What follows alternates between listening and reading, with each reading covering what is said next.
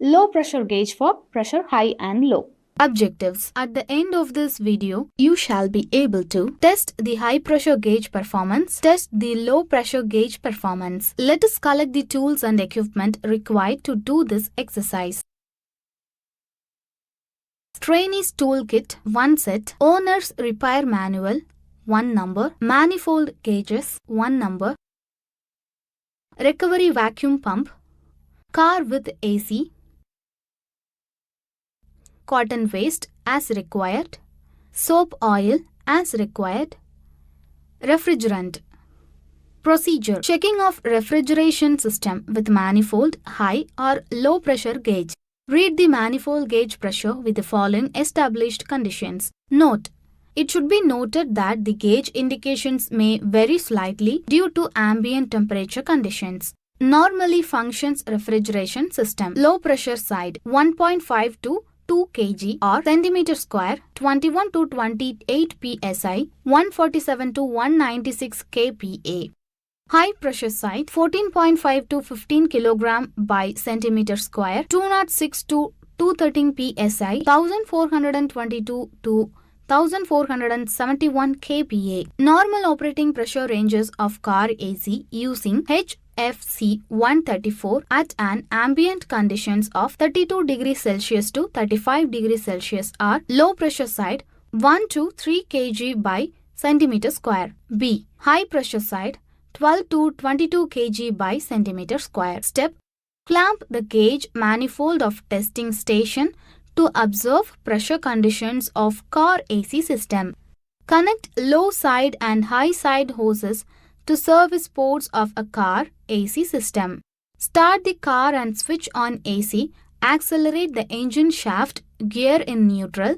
The RPM of the engine or compressor shaft should be around 2600 for about 15 to 20 minutes. If the high side of car AC system is higher than normal, check for dirty condenser, clean the condenser. Air in the system condenser, recover and recharge the refrigerant. Excess refrigerant charge, purge out and reduce the refrigerant and check for normal cabinet temperature conditions. If high side of car AC system is lower than normal, check for leakage of refrigerant. Use soap solution to defect the leakage points of all fitting joints. If any leakage point is observed with soap bubbles, tighten the flare fitting joint. If there is no leakage, check for undercharge of refrigerant. In such case, the low pressure side gauge reads lower than normal. If the low side of car AC system is lower than normal, check for leakage points, arrest the leakage and reprocess the system for refrigerant charging. If the compressor has poor pumping, check for performance of compressor. The system in car cabinet is either poor or no cooling effect. If the low side of car AC system is higher than normal, check for overcharge of refrigerant and the high side pressure also becomes higher than normal. If compressor has poor pumping, check the performance of compressor. Moisture functions refrigeration system. Symptoms seen in refrigeration system. During operation, pressure on low pressure side sometimes becomes a vacuum and sometimes normal. Probable cause. Moisture entered in refrigeration system, frees at expansion valve orifice and stops cycles, but normal state is restored after a time when the ice melts. Diagnosis: dryer in oversaturated state. Moisture in refrigeration system freezes at expansion valve orifice and blocks circulations of refrigerant. Remedy: replace receiver and dryer. Remove moisture in cycle through repeated vacuum purging method. Charge new refrigerant to proper amount. Insufficient refrigerant condition: periodically cools and then fills to cool. Symptoms seen in refrigeration system: pressure low on both low and high pressure sides. Bubbles seen in side glass.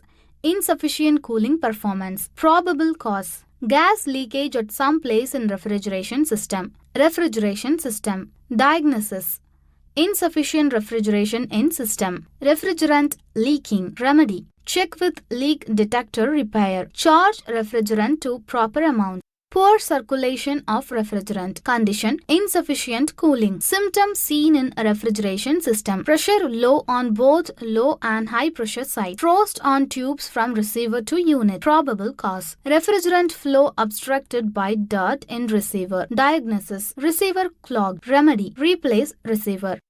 Refrigerant overcharge or insufficient cooling of condenser. Condition: does not cool sufficiently. Symptoms seen in system: pressure too high on both low and high pressure side. Probable cause: unable to develop sufficient performance due to excessive refrigerant in system. Condenser cooling insufficient. Diagnosis: excessive refrigerant in cycle refrigerant overcharged. Condenser cooling insufficient. Condenser fins clogged or fan motor faulty. Remedy: clean condenser. Check fan motor operation. If 1 and 2 are in normal state, check amount of refrigerant. Note: vent out refrigerant through gauge manifold low pressure side by gradually opening. Expansion valve improperly mounted or heat sensing tube defective. Opens too wide. Condition: insufficient cooling. Symptoms seen in refrigeration system: pressure too high or both low and high pressure sides. Probable cause: trouble in expansion valve or heat sensing tube not installed correctly. Refrigerant flow out of adjustment. Diagnosis: excessive refrigerant in low pressure piping. Expansion valve open too wide. Remedy: check heat sensing tube installed. Condition: if 1 is normal, test expansion valve is unit form. Replace if defective. Air present in refrigeration system. Condition: does not cool down sufficient. Systems seen in refrigeration system: pressure too high on both low and high pressure side. Probable cause: air entered in refrigeration system. Diagnosis: air present refrigeration system. Insufficient vacuum purging. Remedy: replace receiver and dryer. Compressor oil to see if dirty or insufficient. Vacuum purge and charge new refrigerant. Refrigerant does not circulate. Condition: does not cool. Cools from to time in some cases. Symptoms seen in refrigeration system: vacuum indicated on low pressure side, very low pressure indicated on high frost, or dew seen on piping before and after receiver and dryer or expansion valve. Probable cause: refrigerant flow obstructed by moisture or dirt in refrigerant freezing or adhering to expansion valve orifice. Refrigerant flow obstructed by gas leakage from expansion valve heat sensing tube. Diagnosis: expansion valve orifice clogged. Refrigerant does not flow. Remedy: allow to stand for some time and then restart operation to determine if trouble is caused by moisture or dirt. If caused by moisture, refer to procedure step 2.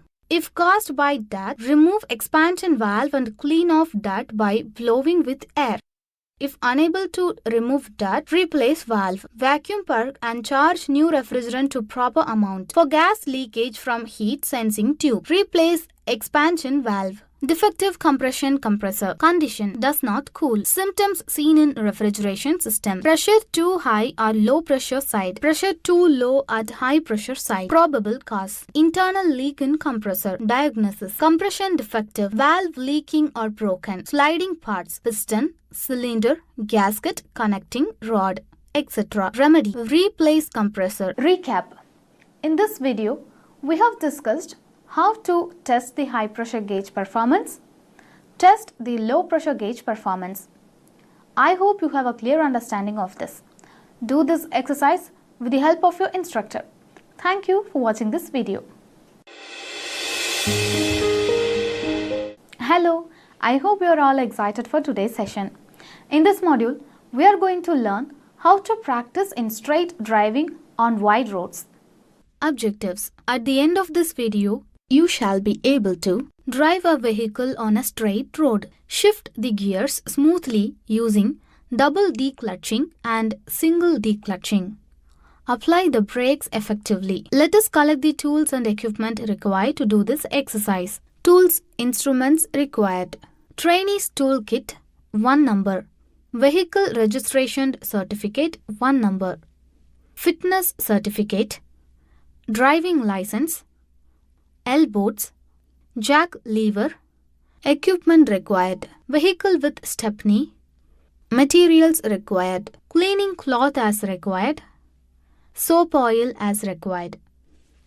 Driving a vehicle on a straight road. Driving a vehicle on a straight road refers to the operation and control of a motorized vehicle along a path where the curvature of the road remains constant, resulting in a linear trajectory without bends or turns. This straightforward motion involves maintaining the vehicle's alignment within the lanes or boundaries of the road while managing speed, acceleration, and braking to ensure safe and efficient travel. The driver's tasks typically include monitoring road conditions, adhering to traffic rules and signals, and making adjustments to steering and speed as needed to maintain a stable course along the straight path.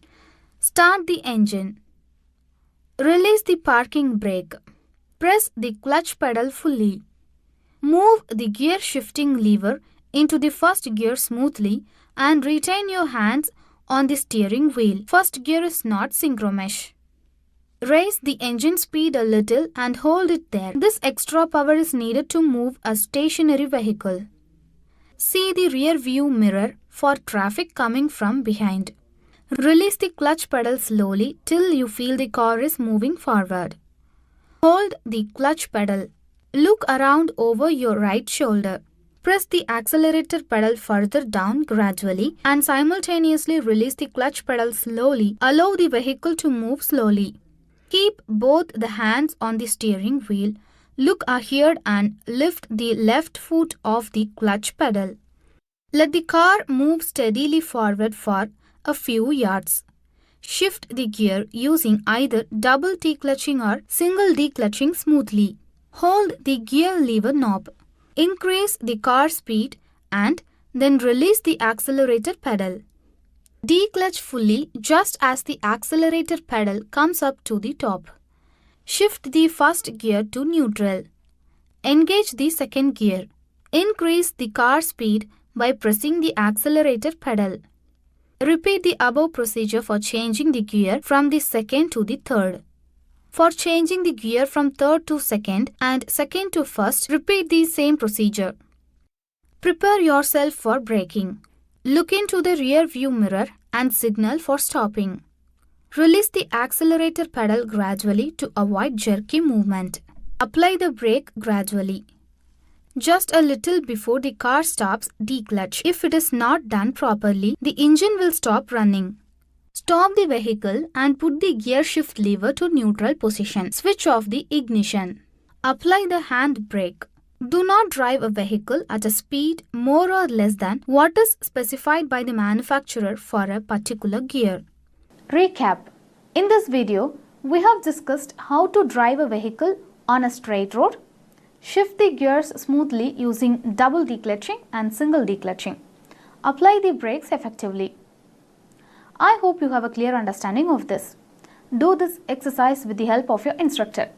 Thank you. Driving through lanes and curves. Hello, my name is Marshall.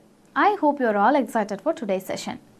In this module, we are going to learn how to driving through lanes and curves. Objectives. At the end of this video, you shall be able to drive through curves, drive through narrow lanes. Let us collect the tools and equipment required to do this exercise.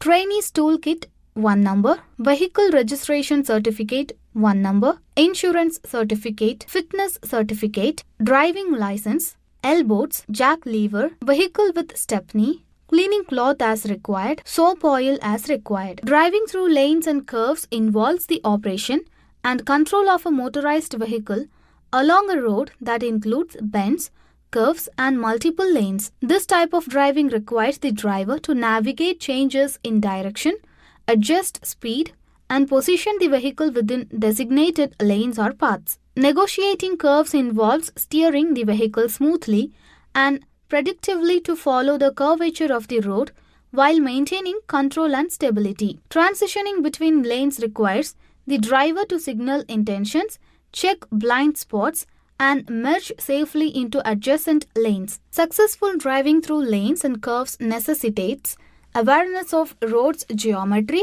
anticipation of upcoming changes, and skillful execution of steering, acceleration, and braking maneuvers to ensure safe and efficient travel. Task 1. Drive through curves, left turn at road junctions. See the rear view mirror for any vehicle coming behind. Show the signal to left either by the traffic indicator or by hand signaling. Move the vehicle to the left lane. Slow down the vehicle. Turn the vehicle to the left as shown in route A.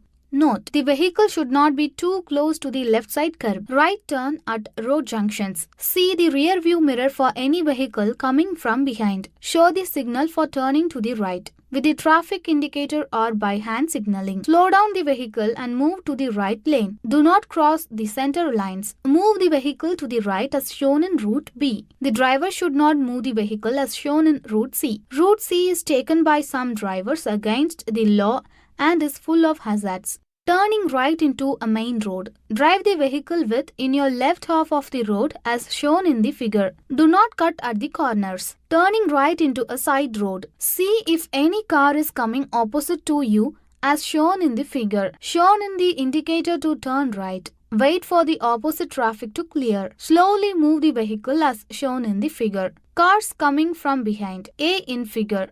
Permitted to overtake on the left side. Task 2. Drive through narrow lanes. Slow down the vehicle. See if any vehicle is coming in the opposite direction. Ensure that the lane is clear. Show the signal by switching on the headlamp. Slowly drive through the lane. While driving on narrow lanes, you should not overtake any vehicle and should always go in line one behind the other. Use of indicators correctly. Signal your intention well in advance so that the vehicle coming in front and from behind will be alert.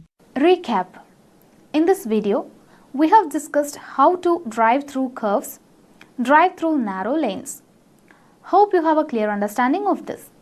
Do this exercise with the help of your instructor. Thank you. Hello, my name is Marshall. I hope you are all excited for today's session. In this module, we are going to learn how to drive a vehicle in reverse direction.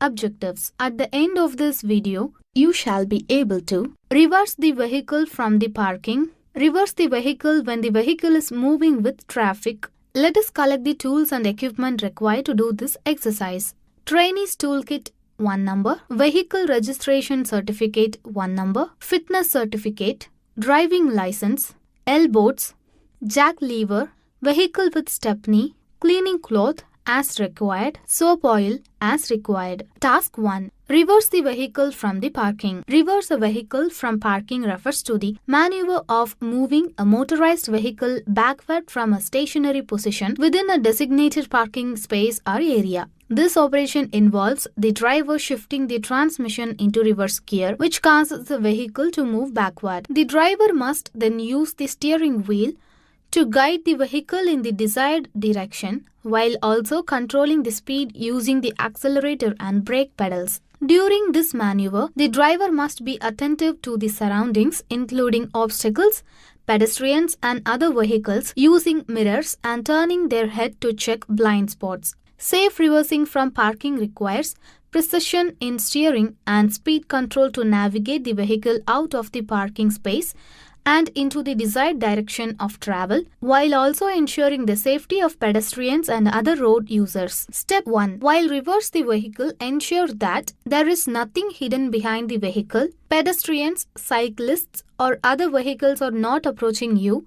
The path is clear from all directions. Step 2. Get into the vehicle. Step 3. Start the vehicle. Step 4. Shift the gear in the reverse direction position. Step 5. See the rear view mirror. Step 6. Sound the horn. Step 7. Look back over your right or left shoulder. Step 8. Reverse the vehicle by slow acceleration and gradual operation of clutch. Task 2. Reversing the vehicle when driving on the road. Step 1. Give signal for stopping. Step 2. Slow down the speed. Step 3. Pull the vehicle as close to the left of the road as possible. Step 4. Look for any obstructions. Step 5. Stop the vehicle. Step 6. Shift the gear in the reverse position. Step 7. See the rear view mirror. Step 8. Look back over the right or left shoulder. Step 9. Sound the horn. Step 10. If the rear view is not clear, then take the help of others. Step 11. Reverse slowly to the desired location.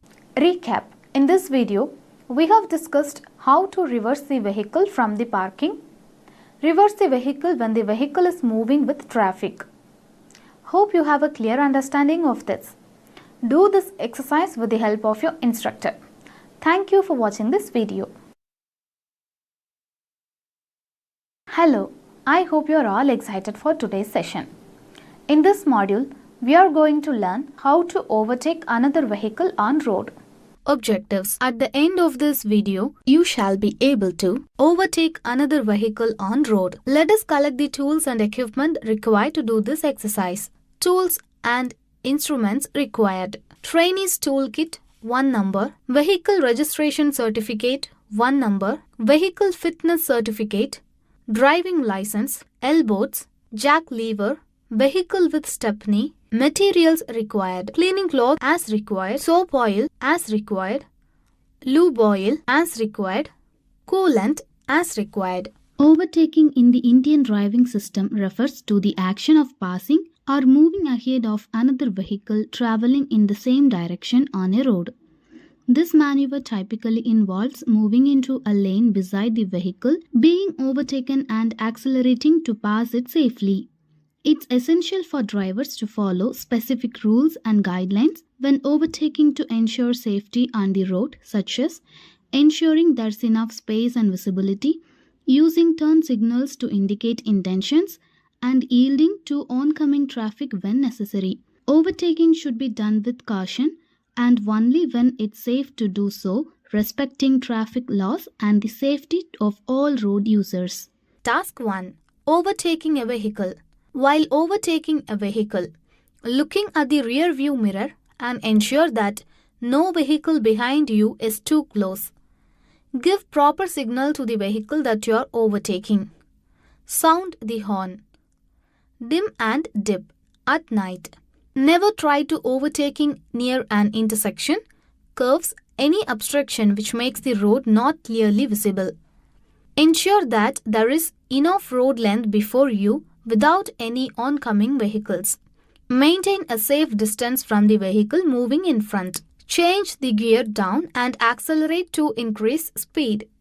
Given maximum acceleration and overtake when a clear signal for overtaking is given by the vehicle, always overtake on the right side only. Maintain some distance from the vehicle you have overtaken and then move leftwards slowly. Recap. In this video, we have discussed how to overtake another vehicle on road. Hope you have a clear understanding of this. Do this exercise with the help of your instructor. Thank you. Practice in driving through sand and wet surfaces. Practice in parking and diagonal parking. Hello, my name is Marshall. I hope you are all excited for today's session. In this module, we are going to learn how to practice in driving through sand and wet surfaces. Practice in parking and diagonal parking. Objectives. At the end of this video, you shall be able to drive a vehicle through sandy road, drive a vehicle on wet surface, park the vehicle on diagonally and parallel position. Let us collect the tools and equipment required to do this exercise. Tools, instruments required. Trainee's toolkit, 1 number. Vehicle registration certificate, 1 number. Insurance certificate. Fitness certificate. Driving license. Elbows. Jack lever. Equipment required. Vehicle with stepney. Materials required. Cleaning cloth as required. Soap oil as required. Sand driving. When driving through sand, maintain a steady speed to avoid getting stuck. Reduce tire pressure slightly to increase traction. Avoid sudden acceleration or braking, as thin can cause the vehicle to dig into the sand. Use a lower gear to maintain momentum and power through sandy patches. Steer gently and avoid sharp turns, as sand can cause the vehicle to slide. If stuck, try gently rocking the vehicle back and forth by alternating between forward and reverse gears. Wet surfaces. Reduce speed to prevent hydroplaning, which can occur when tires lose contact with the road surface. Increase following distance from other vehicles for added safety. Use gentle, gradual movements when steering, braking and accelerating. Avoid sudden maneuvers that could lead to loss of control. Keep tires properly inflated for better grip on wet roads. If hydroplaning occurs, ease off the accelerator and steer in the direction you want to go. Parallel parking. Approach the parking space at a 45-degree angle, aligning your vehicle with the car in front. Reverse slowly while turning the steering wheel towards the curb. Once the front of your vehicle is in line with the rear bumper of the car in front, straighten the wheel and continue reversing. When the rear of your vehicle is near the curb, turn the wheel away from the curb to position the vehicle parallel to the curb. Adjust position as needed, leaving about a foot of space between your vehicle and the one in front. Perpendicular parking. Approach the parking space at a 90-degree angle. Align your vehicle with the parking space, ensuring you are not blocking traffic. Reverse slowly into the space, turning the wheel to guide the vehicle. Once the vehicle is centered in the space, straighten the wheel and continue reversing. Adjust position as needed, ensuring you are not too close to the vehicles on either side. Diagonal parking. Approach and positioning. Approach the diagonal parking space at a slight angle, allowing easier entry. Position your vehicle so it's parallel to the lines marking the space. Entering the space. Reverse slowly into the space, turning the wheel to follow the angle of the parking space. Continue reversing until the vehicle is properly aligned within the space. Adjustments. Check your position within the space and adjust as needed to ensure you are centered. Use mirrors and turn your head to check clearance with neighboring vehicles. Exiting the space. When leaving a diagonal parking space, slowly move forward, turning the wheel to align with the driving lane. Check for pedestrians and other vehicles before pulling out. Task 1. Driving a vehicle through sandy road. Do not accelerate much, otherwise the wheels will spin. Use the first or second gear and give sufficient acceleration. If the wheels begin to spin, declutch and switch off the engine, then use any of the techniques like chain on the wheels, etc. to bring the vehicle to the solid road surface. Task 2. Driving a vehicle on wet surface. Driving the vehicle very carefully. Use mud and snow thread tires to get more grip between the wheels and the surface. The speed must be 10 km per hour, as low as possible. Do not accelerate much. Switch on the highlights, the rear lights and the side lights. If you are crossing a causeway, ensure that the water level is below an exhaust pipe. If the rear wheel begins to spin, engage the front wheel drive and take out the vehicle from the sand using the first or second gear. Disengage the front wheel drive. The movement the vehicle comes on the solid surface. Task 3. Braking or stopping. Check for any vehicle in the rear view mirror. See if there is any vehicle behind your vehicle. Show the slowing down signal and slow down the vehicle.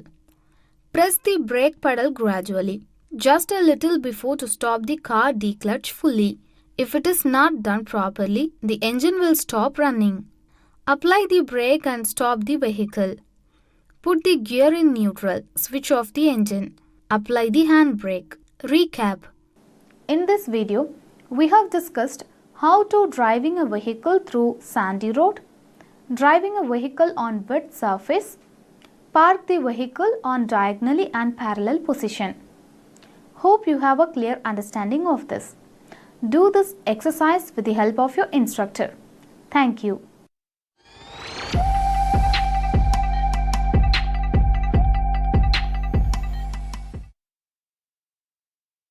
Hello and welcome to this session. In this session, we will talk about logic operations and ICs used for digital circuit analysis and design. Objectives. At the end of this session, you will be able to identify the basic logic gate ICs and their operations. Introduction to integrated circuits. The branch of electronics that deals with the research, development, and utilization of qualitatively new electronic devices is known as integrated microcircuits.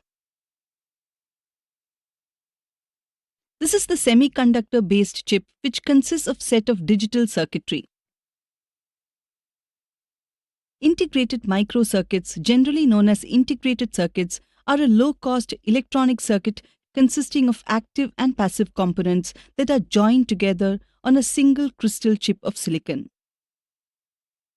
These interconnected components that make an IC are called integrated circuit elements.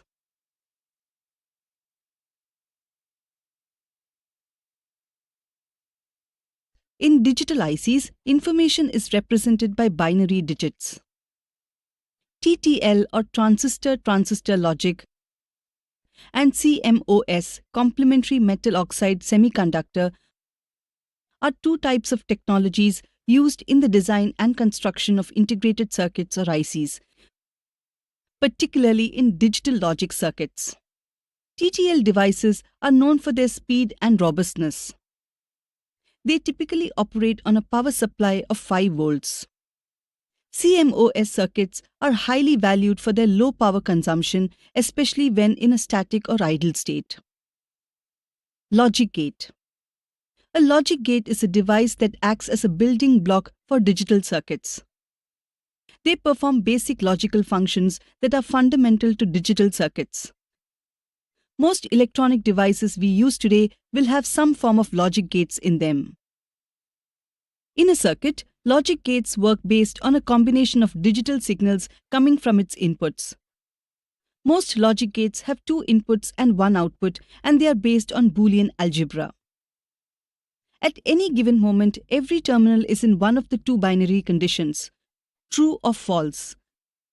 False represents 0 and true represents 1. Depending on the type of logic gate being used and the combination of inputs, the binary output will differ. A logic gate can be thought of like a light switch, where in one position the output is off or 0, and in another it is on or 1. Logic gates are commonly used in integrated circuits. There are 3 types of logic gates: basic gates, OR, AND, and NOT gates, universal gates, NAND and NOR gates, derived gates, XOR gates, and XNOR gates. IC for AND logic gate.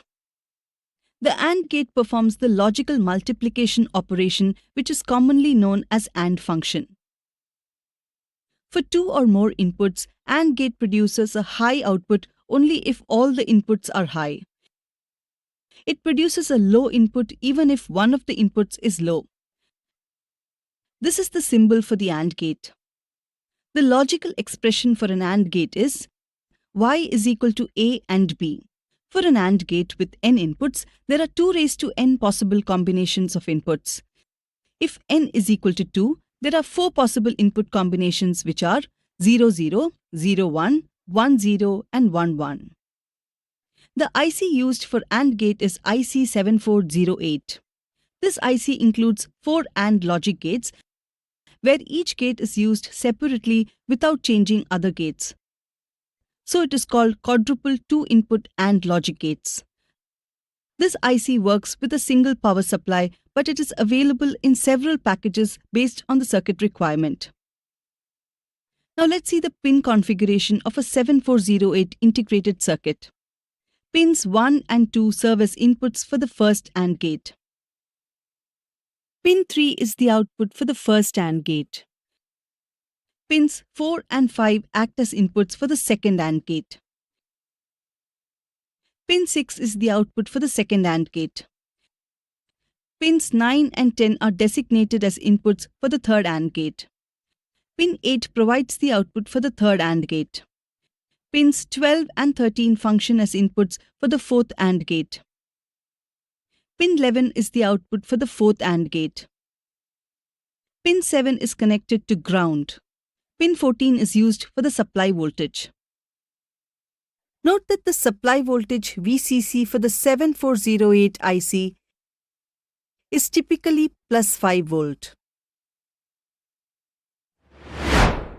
IC for OR logic gate. The gate which performs logical addition operation is known as OR gate, which is also known as OR function. For two or more inputs, the OR gate produces a high output only if one or all the inputs are high. It works similarly to the OR logic operation. This is the symbol for OR gate. The logical expression for an OR gate is Y is equal to A plus B. For an OR logic state IC, the number of input pins N determines the configuration. For an OR gate with N inputs, there are 2N possible combinations of inputs, just like the AND gate. The IC used for OR gate is 7432. This IC includes 4 OR logic gates, where each gate is used separately without changing other gates. So it is called quadruple 2-input OR logic gates. Let's now see the pin configuration of IC 7432. Pin 1 and pin 2 are inputs for the first OR gate, while pin 3 is its output. Pin 4 and pin 5 serve as inputs to the second OR gate, with pin 6 as the output. For the third OR gate, pin 10 and pin 9 are the inputs, and pin 8 is the output. The fourth OR gate uses pin 12 and pin 13 as inputs, and its output is on pin 11. Pin 7 is connected to the ground. Pin 14 is the supply voltage or VCC, typically plus 5 volt. IC for NOT logic gate. The gate which performs inversion operation is called NOT gate. For a single input, NOT gate produces the output as a complement of the input. NOT gate produces a high output only if the input is low and a low output if the input is high. It works similarly to NOT logic operation. This is the symbol for NOT logic gate. The IC 7404 is a hex inverter chip, which means it contains 6 independent inverter gates. It typically comes in a 14-pin package. Let's see its pin configuration. Pin 1 and pin 2 form the first inverter, with pin 1 as the input and pin 2 as the output.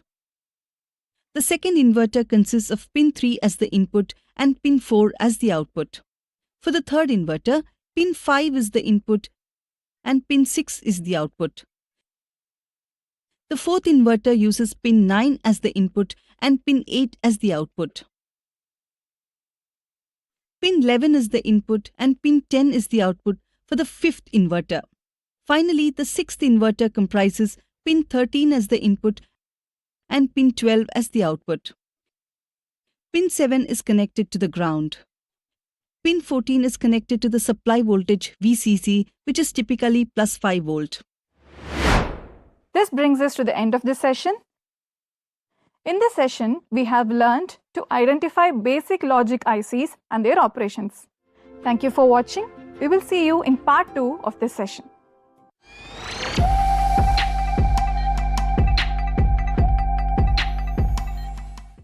Hello and welcome to this session. In this session, we will discuss advanced logic ICs focusing on their logic functions. These ICs will serve as key elements in analyzing and designing digital circuits. Objectives. At the end of this session, you will be able to identify the advanced logic gate ICs and their operations. Universal logic gates. Universal logic gates are a foundational concept in digital electronics. These gates are highly versatile and crucial because they have the unique ability to create any other type of logic gate or circuit. Here are some key features of universal logic gates. Versatility. The key feature of universal logic gates is their versatility. You can combine them in various ways to mimic the behavior of any other logic gate, such as AND, OR, and NOT gates. This makes them extremely useful in designing complex digital circuits. Simplification of circuit design. Using universal logic gates simplifies the process of designing electronic circuits.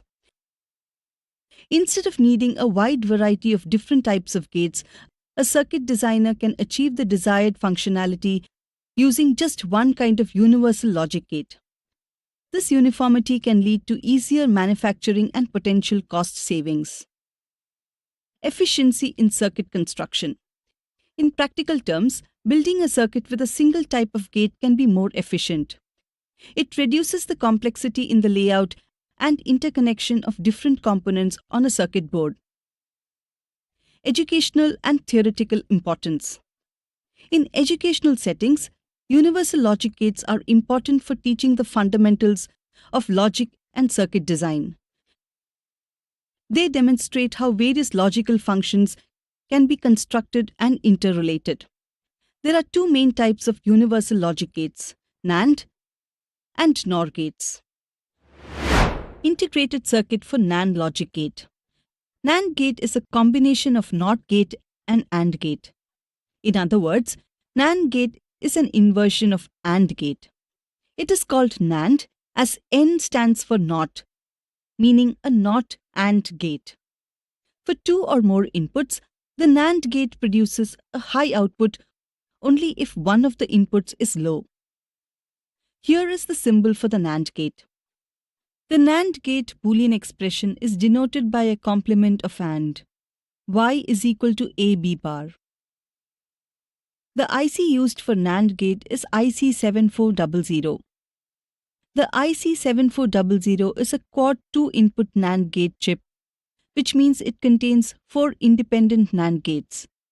It comes in a standard 14-pin package. Here is the pin configuration of IC7400. Pins 1 and 2 are the inputs for the first NAND gate, with pin 3 as its output. The second NAND gate uses pin 4 and 5 as inputs, and its output is on pin 6. For the third NAND gate, pins 9 and 10 serve as inputs, while pin 8 is the output. The fourth NAND gate consists of pins 12 and 13 as inputs, and pin 11 as the output. Pin 7 is connected to the ground. Pin 14 is connected to the supply voltage VCC, typically plus 5 volt. Integrated circuit for NOR logic operations. A NOR gate is the inversion of OR gate or a combination of NOT gate and OR gate. It is called NOR as N stands for NOT, meaning a NOT OR gate. For two or more inputs, the NOR gate produces a high output only if both inputs are low. Here is the symbol for the NOR gate. The NOR gate Boolean expression is denoted by a complement of R. It is expressed as Y is equal to A plus B bar. The IC used for NOR gate is IC7402.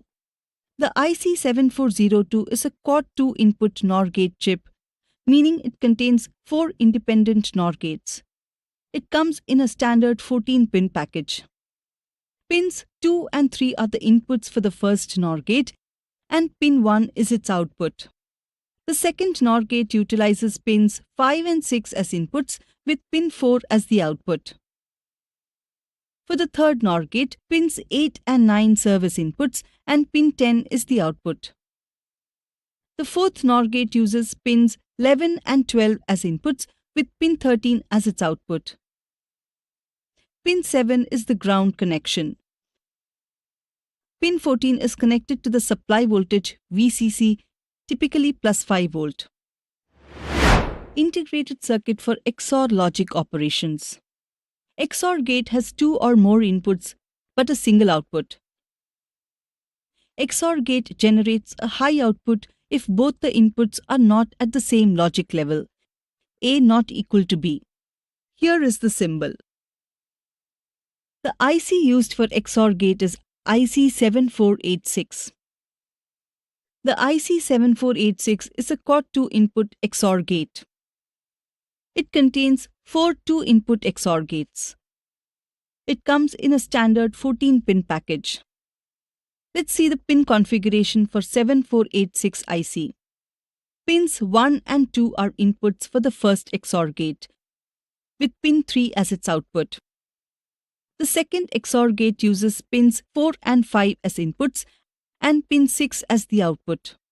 For the third XOR gate, pins 9 and 10 serve as inputs and pin 8 is the output. The fourth XOR gate has pins 12 and 13 as inputs, with pin 11 as its output. Pin 7 is connected to the ground. Pin 14 is connected to the supply voltage VCC, which is typically plus 5 volt. IC for XNOR gate. XNOR gate has 2 or more inputs but a single output. XNOR gate generates a high output if both the inputs are at the same logic level, A is equal to B. This is the symbol for XNOR gate.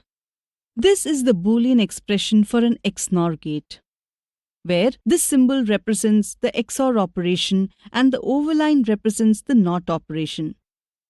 This means the output is the negation of the XOR of the inputs. The IC used for XNOR gate is IC74266. The IC74266 is a Quad2 input exclusive NOR or XNOR gate. This means it contains 4 XNOR gates inside a single IC package, and each gate has 2 inputs. Let's see the pin configuration. Pin 1 and pin 2. These are the inputs for the first XNOR gate. The output of this gate is taken at pin 3. Pin 5 and pin 6. These pins serve as inputs for the second XNOR gate with its output available at pin 4. Pin 8 and pin 9. These are the inputs for the third XNOR gate in the IC, and its output can be found at pin 10. Pin 12 and pin 13. They function as inputs to the fourth XNOR gate with the output provided at pin 11. Pin 7. This is the ground pin. It is connected to the negative side of the power supply. Pin 14. This is the VCC or power supply pin. It is connected to the positive side of the power supply, typically plus 5 volt for TTL ICs like the 74266. This brings us to the end of this session. In this session, we have learned to identify advanced logic ICs and their operations. Thank you for joining us on this journey into the heart of digital systems. We will see you in the next session.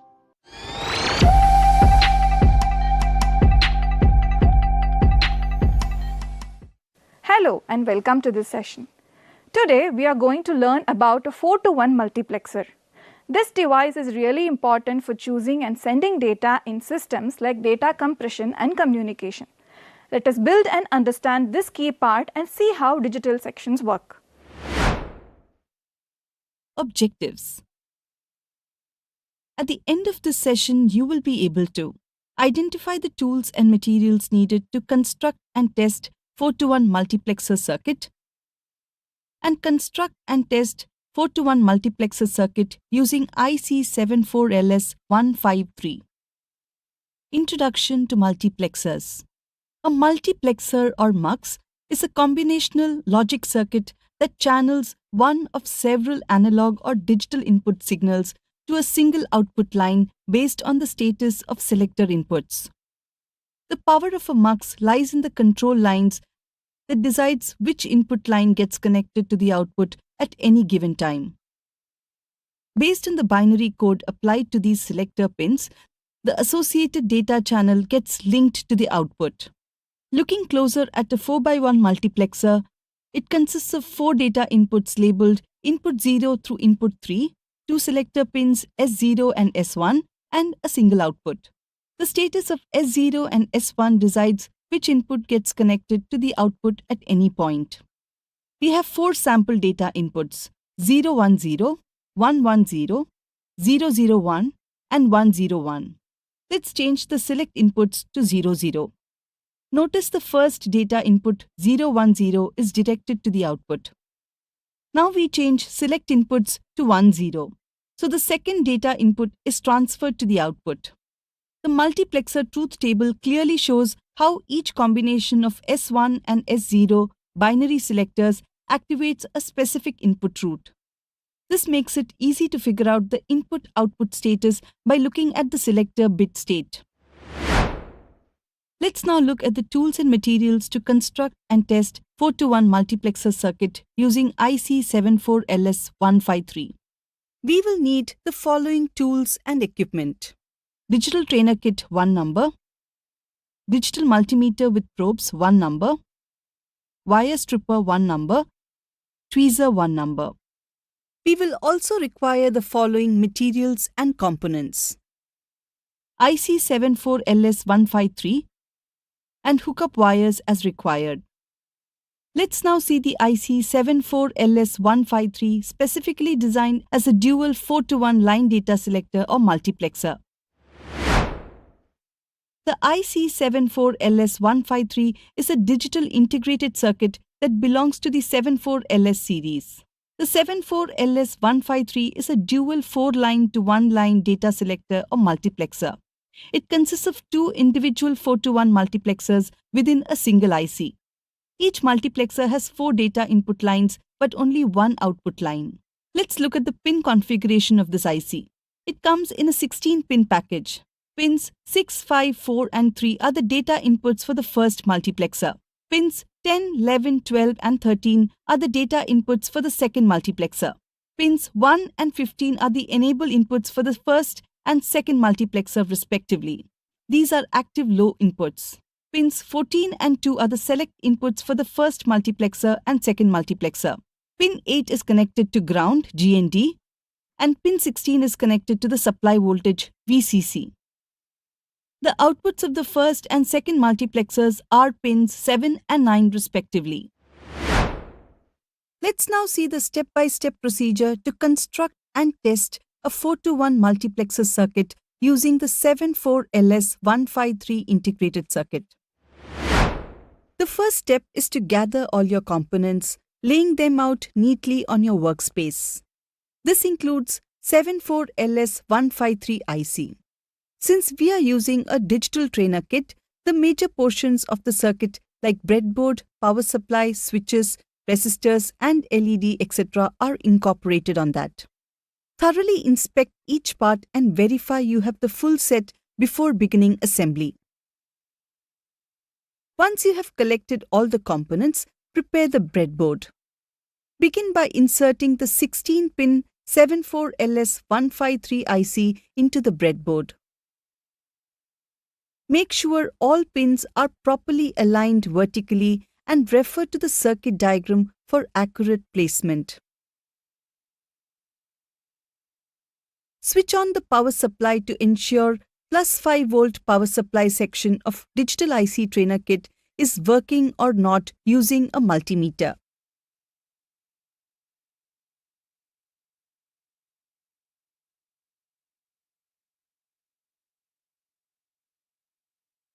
Connect the power and ground of the trainer kit to the breadboard.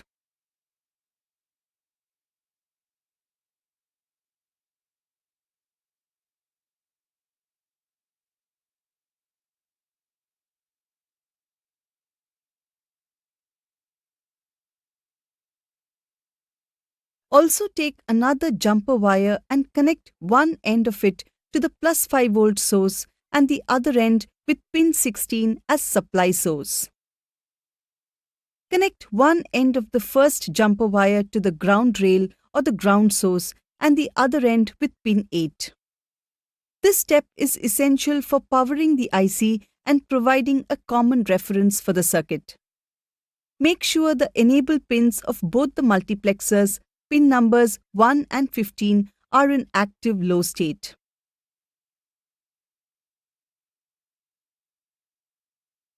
Make sure that the wires are firmly inserted into the breadboard and that the connections are not loose.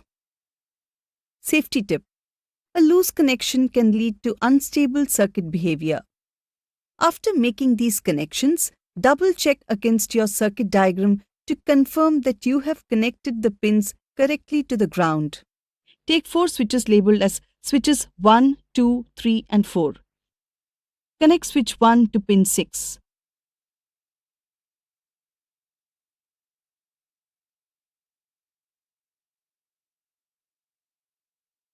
Connect switch 2 to pin 5.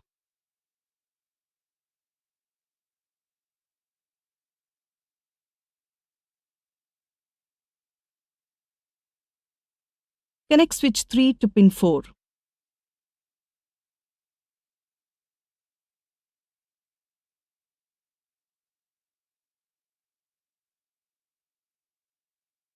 Connect switch 4 to pin 3.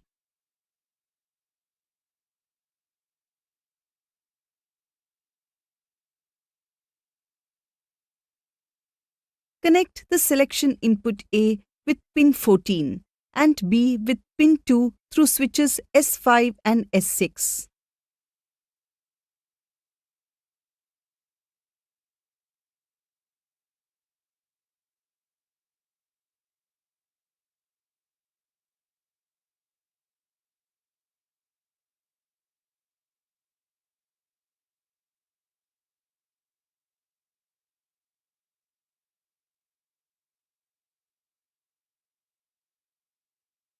The output of the first multiplexer is obtained at pin 7.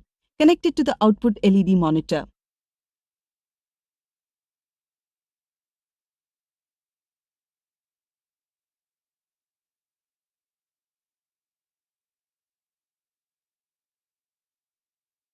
For the selection of inputs, adjust the toggle switches in the digital trainer kit to either in 5 volt or in 0 volt to represent the logic levels. Before powering up, double-check your circuit to prevent short circuits or incorrect connections. Once checked, turn on the 5 volt DC supply. You will use the switches connected to the data input pins S4 to S1 and the selection input pins S5, S6 for the first multiplexer and to test various combinations. Toggle the switches S6 and S5 to 00 combination. Output will be data input 0.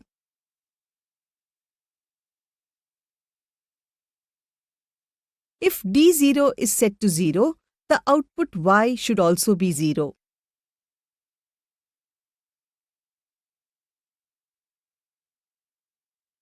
If D0 is set to 1, the output Y should be 1. Toggle the switches S6 and S5 to the 0-1 combination. The output will be data input.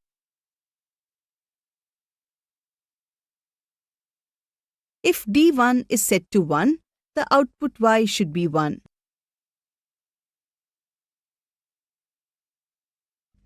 Toggle the switches S6 and S5 to the 1-0 combination. The output will be data input 2.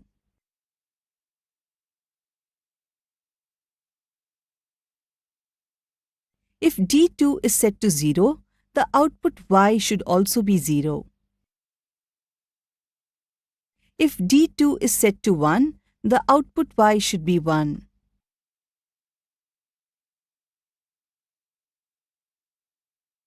Toggle the switches S6 and S5 to the 1-1 combination. The output will be data input 3. If D3 is set to 0, the output Y should also be 0.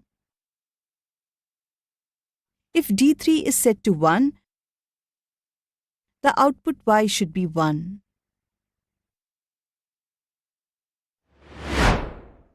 This brings us to the end of this session. In this session, we have learned to identify the tools and materials needed to construct and test 4-to-1 multiplexer circuit and construction and testing of 4-to-1 multiplexer circuit using IC 74LS153. Thank you for watching. We'll see you in the next session.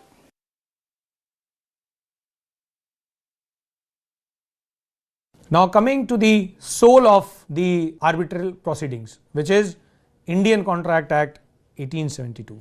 To begin with, Indian Contract Act 1872, first we have to understand what is the formation